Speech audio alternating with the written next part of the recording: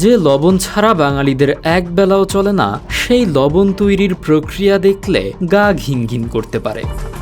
কাদা আর ময়লা মাখা মাঠে খালি পায়ে হেঁটে হেঁটে প্রস্তুত করা হয় এই অপরিহার্য উপাদান।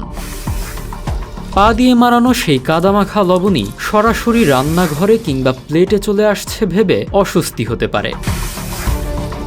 তবে প্রকৃত সত্য হলো, লবণের মাঠ থেকে প্লেট পর্যন্ত পৌঁছানোর মাঝে রয়েছে এক দীর্ঘ পরিশোধন প্রক্রিয়া।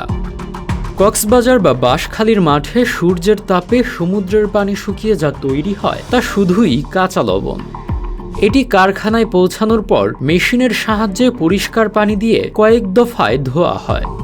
এরপর তীব্র তাপে শুকানো হয়, যার ফলে প্রায় সব ধরনের ক্ষতিকর জীবাণু সম্পূর্ণ ধ্বংস হয়ে যায়।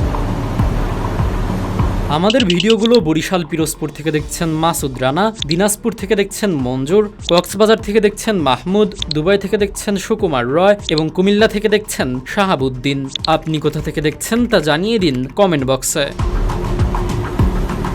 মাত্র 1 কেজি কাঁচা লবণ পেতে মাঠে শুকাতে হয় প্রায় 30 লিটার সমুদ্রের নোনা পানি, অর্থাৎ 100 লিটার পানি বাষ্পীভূত করলে গড়ে 3.5 কেজি লবণ মেলে। পরিশোধন শেষে মেশানো হয় পরিমিত আয়োডিন। কারখানার এই আধুনিক প্রক্রিয়ার পর বাজারে আসা ঝকঝকে সাদা লবণ থাকে নিরাপদ ও স্বাস্থ্যসম্মত।